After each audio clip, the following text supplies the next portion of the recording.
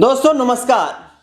आज भारत की राजनीति में सत्ता पक्ष और विपक्ष के बीच किसी मुद्दे की चर्चा है तो वो सबसे बड़ा मुद्दा ये है कि आखिरकार लोकसभा में नेता प्रतिपक्ष और कांग्रेस के बड़े कद्दावर नेता राहुल गांधी की संसद सदस्यता बची रहेगी या फिर उन्हें सदस्यता से हाथ धोना पड़ेगा। दरअसल बता दें आपको कि हाल ही में बजट सत्र का जो पहला चरण समाप्त हुआ है, उस बजट सत्र के पहले चरण के दौरान ही राहुल गांधी पर विशेषाधिकार हनन का आरोप बीजेपी के सांसदों की तरफ से लगाया गया। राहुल गांधी ने इस बजट सत्र के दौरान 3 विषयों पर चर्चा की लोकसभा में। उन्होंने प्रधानमंत्री नरेंद्र मोदी को भारत अमेरिका ट्रेड डील पर घेरने का काम किया। इसके साथ साथ कथित तौर पर जनरल एमएम नरवणे की एक किताब को प्रकाशन का दावा करते हुए राहुल गांधी ने कहा कि जब भारतीय सेना चीन के खिलाफ रणनीति बना रही थी तो उन्हें केंद्र सरकार से सहयोग नहीं मिला। और तीसरा बड़ा मुद्दा था एप्स्टीन फाइल्स का, जिसमें कथित तौर पर उन्होंने कहा कि प्रधानमंत्री नरेंद्र मोदी और उनके कुछ मंत्रियों का नाम इस एप्स्टीन वाले मुद्दे में सामने आया है।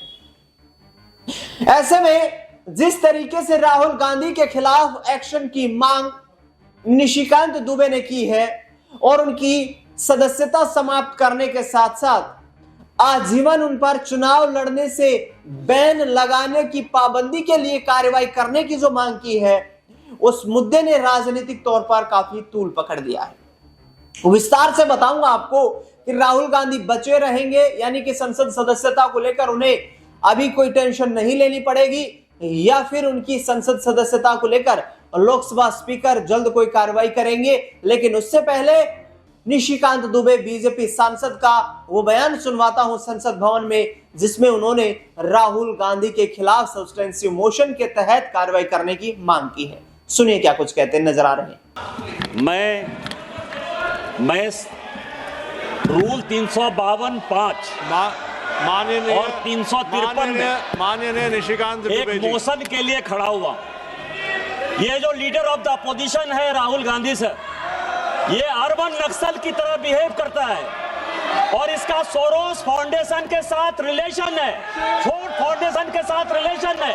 ये वियतनाम, कंबोडिया, बहरीन, थाईलैंड केवल देशद्रोहियों के साथ मिलकर जाता है और ये कभी चुनाव आयोग पर, कभी संविधान पर, कभी स्पीकर पर, जितने भी संवैधानिक संस्थाएं हैं सुप्रीम कोर्ट पर, उसके ऊपर आरोप लगाता है। मेरा आपके माध्यम से आग्रह है कि एक सब्सटेंसिव मोशन पर राहुल गांधी के ऊपर चर्चा होनी चाहिए, उसकी सदस्यता रद्द होनी चाहिए और कभी भी वो चुनाव नहीं लड़ पाए उसकी चर्चा होनी चाहिए। इस नियम के तहत मुझे इजाजत दी जाए। इसका सभी देशद्रोही, जितने देशद्रोही sir, same Pitroda Soros foundation के साथ मिलकर इस देश को टुकड़े टुकड़े। तो सुना आपने निशिकांत दुबे को, जो कि भाजपा के सांसद हैं झारखंड के गोड्डा लोकसभा सीट से। उन्होंने कहा कि जिस तरीके से राहुल गांधी ने प्रधानमंत्री नरेंद्र मोदी पर आरोप लगाए हैं, राहुल गांधी के पास उन आरोपों को सही सत्यापित करने का कोई आधार नहीं, और जिसके चलते उन्होंने सब्सटेंसिव मोशन के आधार पर लोकसभा स्पीकर से कार्रवाई की मांग की है।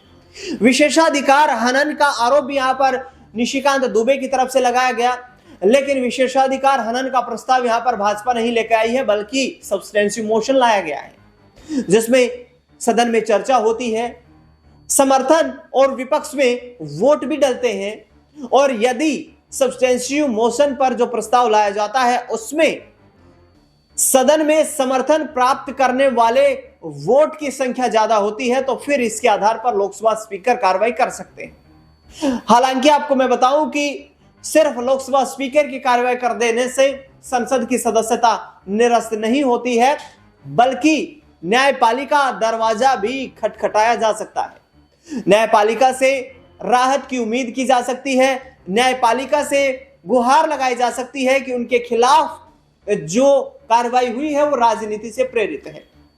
इससे पहले भी नेता प्रतिपक्ष राहुल गांधी की संसद सदस्यता निरस्त की जा चुकी है। साल 2023 में जिस वक्त पूर्णेश मोदी का कथित तौर पर क्रिमिनल डेफेमेशन केस था और गुजरात की एक अदालत ने राहुल गांधी की संसद सदस्यता को निरस्त कर देने का आदेश दिया था, उन्हें दोषी ठहराया था।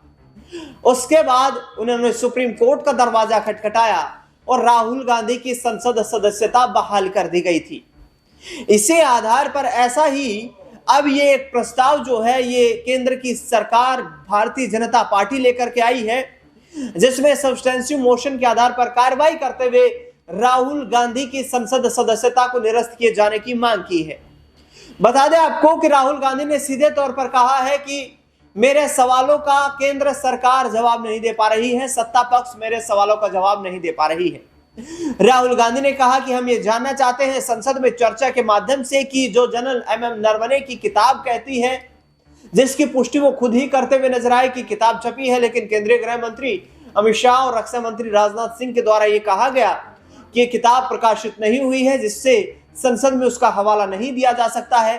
अब ना जाने राहुल गांधी कहां से बुक लेकर के आए और उन्होंने कहा कि मेरे पास वो बुक है जिसका हवाला मैं दे रहा हूं, रिकॉर्ड को मैं टेबल कर सकता हूं और जिसके आधार पर मैं बोल रहा हूं। इसके साथ साथ उन्होंने ये भी कहा कि भारत US ट्रेड डील जो हुई है, इसमें ट्रंप ने भारत सरकार पर दबाव बनाया है, प्रधानमंत्री जी स्थिति को स्पष्ट करें। एप्स्टीन फाइल्स का मुद्दा भी काफी चर्चा में रहा है और एप्स्टीन फाइल्स को लेकर देश इस वक्त कोई ज्यादा गंभीरता के साथ सदन में चर्चा नहीं चाहता है, जिसको लेकर के राहुल गांधी का जो बयान था उस पर भी लोकसभा स्पीकर यानी कि चेयर की तरफ से ऑब्जेक्शन किया गया कि इस तरीके के मुद्दे को लेकर के सदन में चर्चा नहीं की जा सकती है जिसका रिकॉर्ड टेबल करने लायक ना हो। लेकिन राहुल गांधी का कहना है कि वो देश के किसानों के साथ खड़े हैं। अमेरिका से जो US ट्रेड डील हुई है, Bharat America US trade deal हुई है, उसमें यह कहा जा रहा है कांग्रेस पार्टी के नेताओं की तरफ से कि भारतीय कृषि सेक्टर पर इसका बुरा असर पड़ेगा। भारतीय किसान जो यहाँ पर छोटे किसान हैं, जिनकी जोत जो है उसका आकार बहुत लंबा नहीं है, भारत के किसानों की आमदनी बहुत ज्यादा नहीं है, बल्कि अमेरिका में जो किसान मौजूद हैं उनके पास ज्यादा भूमि का क्षेत्र है, उत्पादन ज्यादा कर सकते हैं, वो अच्छी पैदावार वो दे सकते हैं, उन्नत बीज जो है वो उपलब्ध कर सकते हैं। इसके साथ साथ जो ऑर्गेनिकली जिस बीज को तैयार किया जाता है उस बीज से अधिक उत्पादन कैसे तैयार किया जाता है, उस उत्पादन से वो भारतीय बाजार को प्रभावित कर सकते हैं। ये तमाम दावे राहुल गांधी की तरफ से किए जा रहे हैं। उनकी संसद सदस्यता को लेकर अब आगे आने वाले वक्त में जो बजट सत्र का दूसरा सेशन शुरू होगा उसमें किस तरीके से लोकसभा स्पीकर कार्रवाई करते हुए नजर आएंगे, ये देखना बेहद दिलचस्प रहेगा। इस खास रिपोर्ट में फिलहाल के लिए इतना।